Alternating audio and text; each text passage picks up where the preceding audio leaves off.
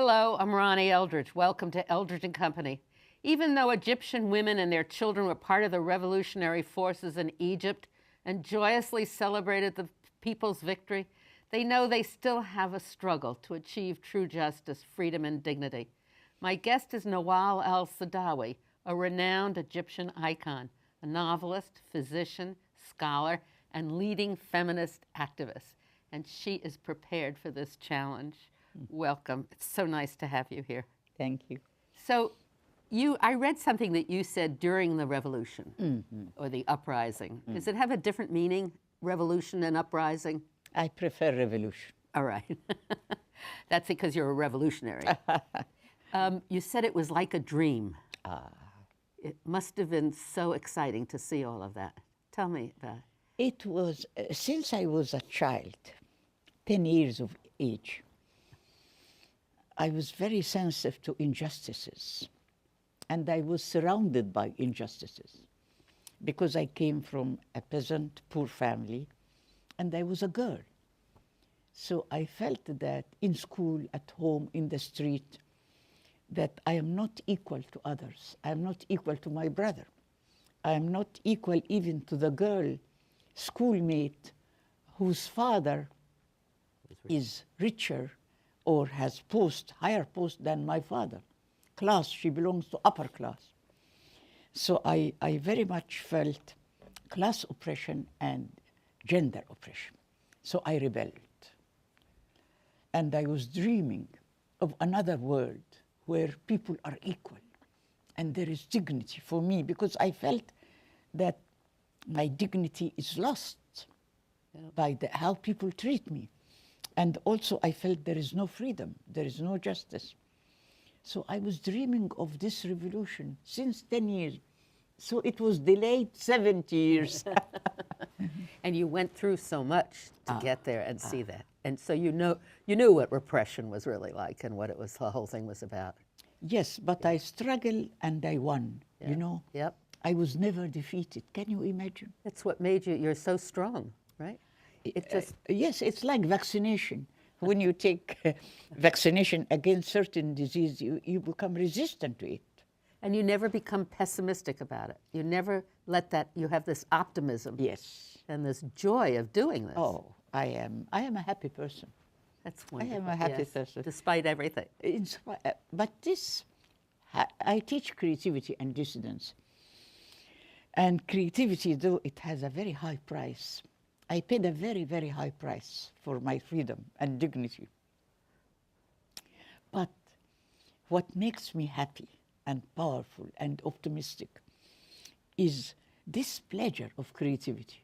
When I write a novel, I feel as if I own the world, you know. I am flying when I write a good novel. When I'm writing a good paragraph, I feel the pleasure of creativity. And this erases away all pain and all misery and all sadness. And you need, when you're writing a novel, you need to live in the world of the novel, don't you? Yes. So you don't want all those voices and all those other pressures on you. Exactly. Yeah. Exactly. I create my own world. Yeah. And I live in it. Yeah. So you have this strength that is so admirable. I don't know. Let's talk about where you take that strength. It's not all going to be smooth sailing, is it, from now on for Egyptian women in the new country? We don't know what the new government is really going to be like. And and I don't, it's hard for us to understand. But the military being right now is the major power, isn't it? Yes. Yeah. So is that... But the people are, the military and the people are major power. Right. You know that. Well, that's what you showed. Who will win? Yeah. It's like Mubarak and the people. Yeah. Mubarak resisted with all his police power. And even he wanted the military to interfere, but the military refused. That was what was so interesting. Why did the military refuse? You know, the military in Egypt has a very good history, patriotic, like in Tunisia. The military is not supposed to protect the president. They are supposed to protect the people. That's in their law. They are fighting external enemy, not internal people. I see. Yes. It's not like the police. Yeah. So the military has a good history in Egypt, but also the power of the people. I think the most important thing in the revolution of Egypt, the power of the millions, united millions, united, like one person. It was great. But do you think that we'll ever be able to see economic democracy as well? That's a major No, challenge. we have to fight for Yeah. it. Because the revolution does not happen in few days. It takes years. Right. It starts, that's the spark. Right. And then it needs a lot of work It does. and a lot of struggle in relation to the working class and women. Right. Because who takes the power usually? It's men, Oh, definitely. yes, and upper class. Yeah. They have the money and the means. Right. So everybody now is trying to fight against the working class and against women. So that's why we should be united as women, and the working class, they should have very strong unions, very strong unions. In this country, we're seeing just the opposite.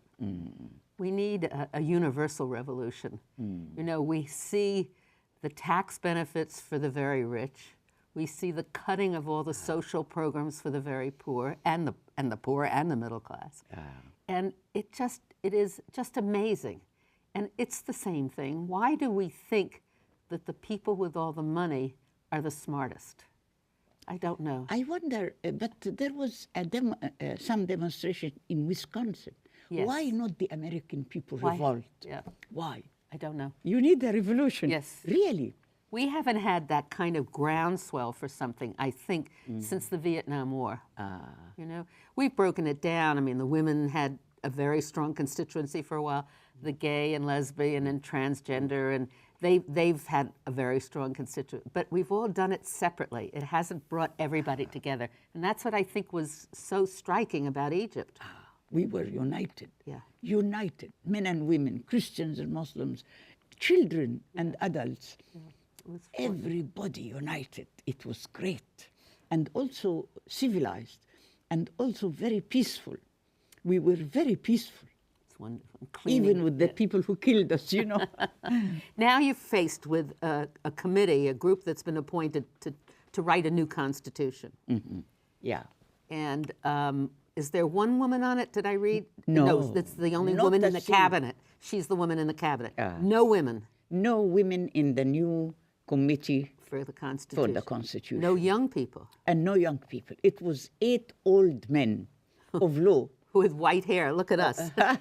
I'm not against old age, but they should include young So men young people. and Absolutely. women Yeah. who made the revolution. Yes. Because those old people did not participate in the revolution. So do you think you will have the power to make them appoint Yes. somebody? Yes. Now people know the way. Yeah. They say, if they don't do it, we'll go to Tahrir Square. We know our place now. You know, the square means freedom, doesn't it? Yeah, no, it's the square. It I mean, the means, yeah, name, the name. because it is the place Yeah. where we always gathered. So interesting. Yeah. Yeah. Now, in writing the new you still have this emergency rule on. Yes, and so there are those are the demands that should be done by the new government. Right. And these is this the group that you had meeting at your apartment in Cairo? No, there are many groups. Many groups. In fact, what is good about the revolution? It doesn't have a leader or a star or one group. Right. It's very, very spread and collective. I believe in collective leadership. Right. But do you talk to each other? Yes, there's good. coordination and cooperation, but each group meet. So some of the groups, they meet in my home. And in fact, the idea of the Million Women March came in my home. And they started with men. You know, can you imagine? It was the young men who were so enthusiastic about the Women March. That's so good. On the International Women's Day, Yes, they say. show everything. Right. But we have two International Women Days in Egypt, 8 March and 16 March. Oh, so what's going to happen next week? Yes, we are going to organize another march on the 16th if no demands happen, if our demands are not. Why 16 March? Because in the revolution of 1919 in Egypt, a young woman was killed. Her name was Hamida Khalil when we were fighting the British and the Egyptians in the revolution of 1919. She was killed. And that's why the women movement in Egypt said our international day is 16 March. So we have 8 March and 16 March. We come down, and in your lifetime, the resistance that you've had in organizing and the organizations that you've helped form that have then been prohibited to be in Egypt, I understand that you're reorganizing. Yes. So tell me about that. Yes. Excuse me. In fact, we started to organize all the time. Women in Egypt wanted to have a union, like the union of the labor union. Every group has a union to fight for their rights. And who stood against us was the wife of Sadat and the wife of Mubarak, because they wanted to be the first lady, the leader, and nobody else to be with them, unless they are, slaves to them. The problem is I couldn't work with any of those first ladies. I couldn't. They wanted me to work with them. I couldn't. I cannot be a slave because they are used to give orders and we are supposed to obey. But I like discussions. So the problem is that they stopped any organization except the one that is under their leadership and obedient to them. So, but now we are starting to have our Egyptian Women Union, but we need to change the law of associations and the law of political parties, because the law that was put by Sadat and Mubarak prohibit popular associations. Yeah, it must be semi-governmental. Yeah, they are afraid. They are very much afraid of organizations. Well, they have reason to be now. Of course, they have reasons. Yeah. But don't people understand that the pressure gets so much that they can't keep it down? Yes, they can't. No. It's beyond their power now. Yeah, they Because Mubarak resisted more than 18 days. Unbelievable. With all his power, he was ready to burn Egypt. And all he couldn't. And with the bribes and the people the Constitution, I think, now makes it impossible for a woman to be president. Is that true? No. All right. But the Constitution is very bad, and it's because they want to reform it. The committee that was organized was just to reform some items, but we refused the reforms, and we said there must be radical change for the Constitution. Number one, to be secular, because there are items that a bit religious. It Item does come two. down. The basis for the laws in Egypt are Islamic, aren't they? Islam? Not all. No. All right. All the laws are secular, except the marriage code. It's religious.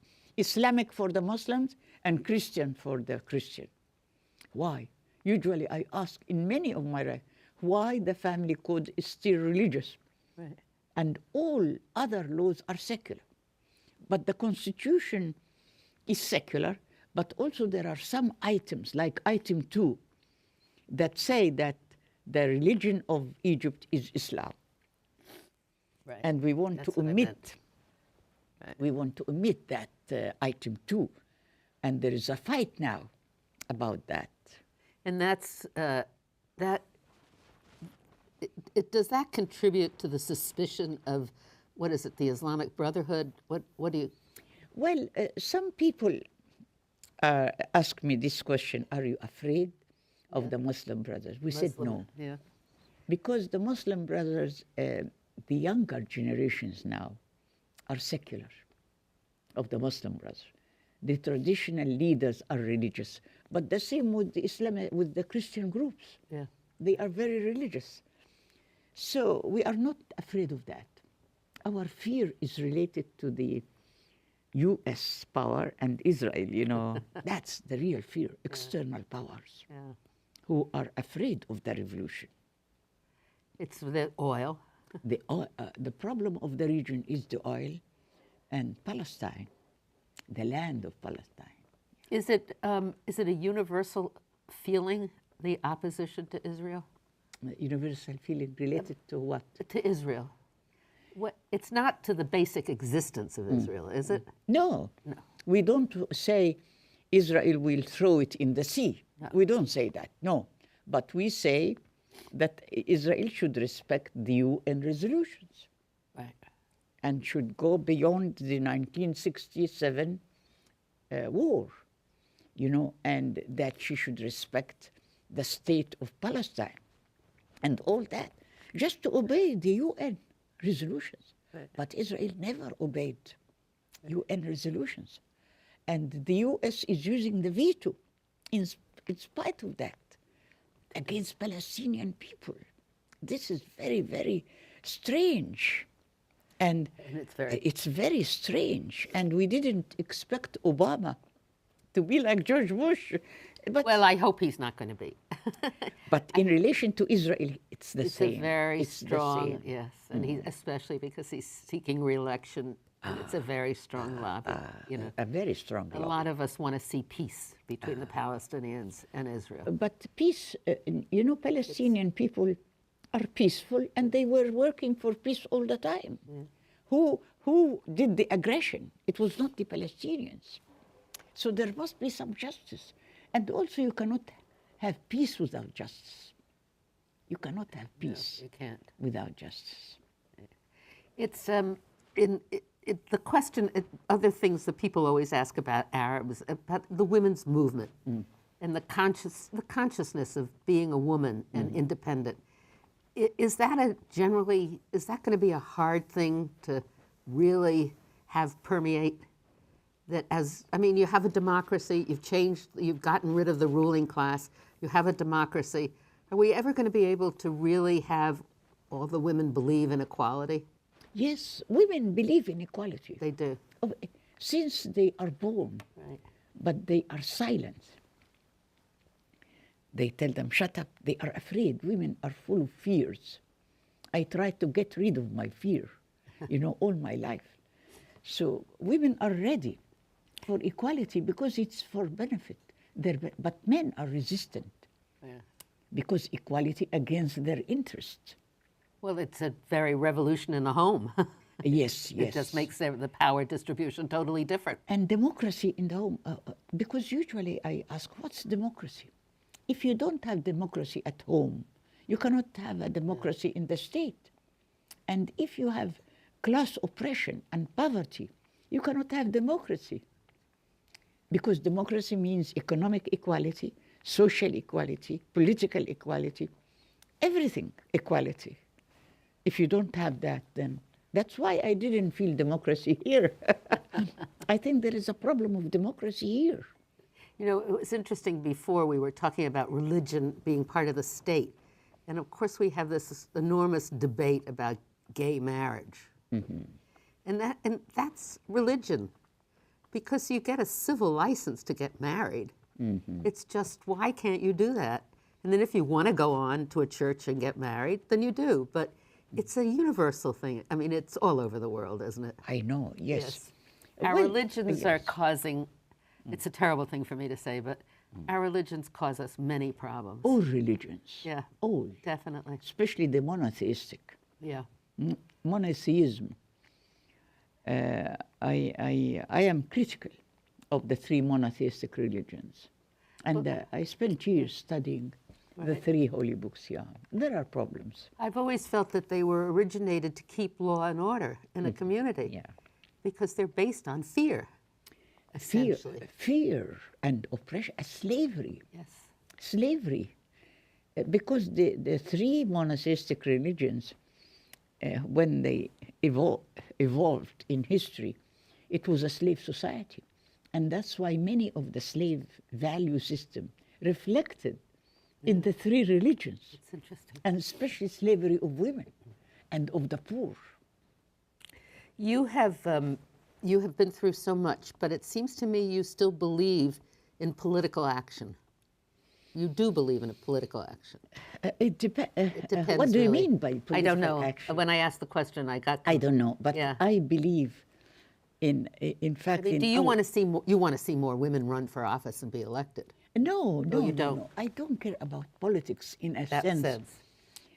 To be a president. Even when I presented myself against Mubarak in 2005, I did it as a challenge to say, I am not with this regime, I am critical, and I am doing it because women have the right to be president, you know. But I was sure it will never happen. And the police was after me all the time. I am interested in having people to live a happy life. I want people, men and women, to have happy family, happy life. I'm not careful about offices. I'm not a politician. Yeah. I'm a novelist. Yeah. I'm a creative person. So I feel that, yes, you cannot be happy unless you have a state that is based on a constitution and law that make everybody equal. Part of our happiness is to have justice. So you need a constitution. You need politics.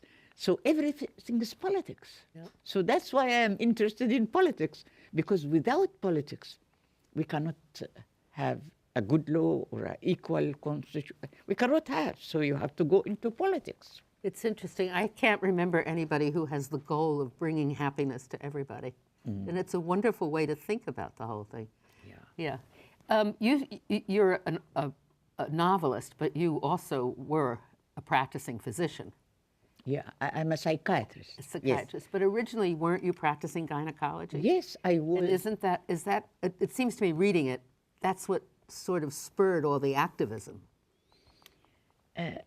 gave birth to it. Yes, Yeah. When you are a medical doctor, in Yeah. fact, though I never wanted to be a doctor. I wanted to be a dancer. That was my dream in childhood, to dance and to Be free. play music and play and sing.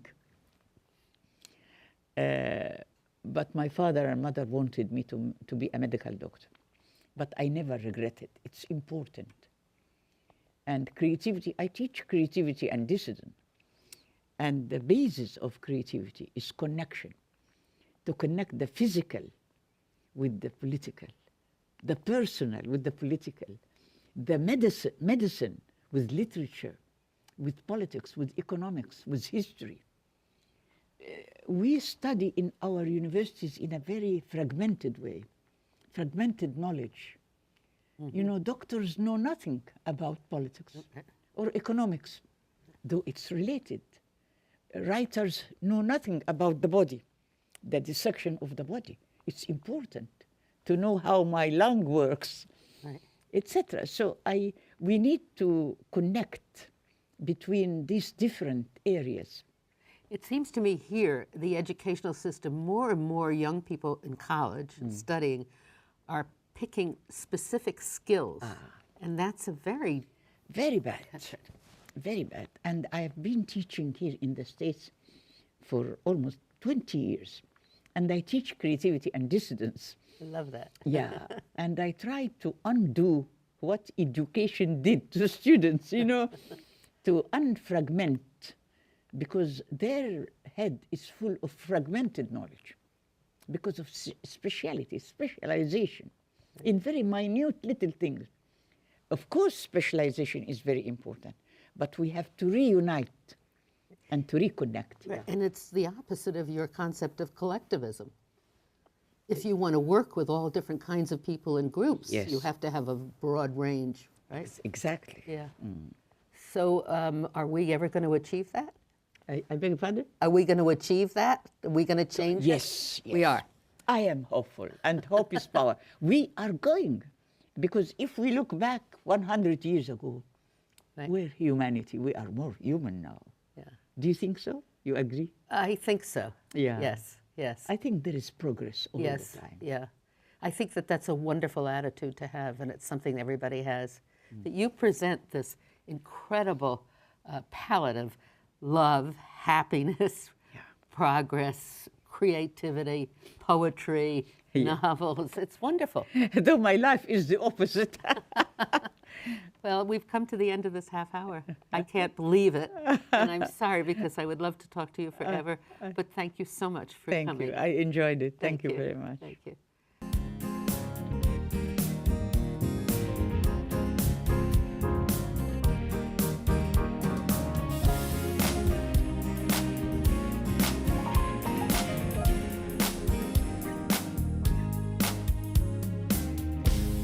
Is there any people you'd like to hear and topics you'd like us to explore? Please let me know.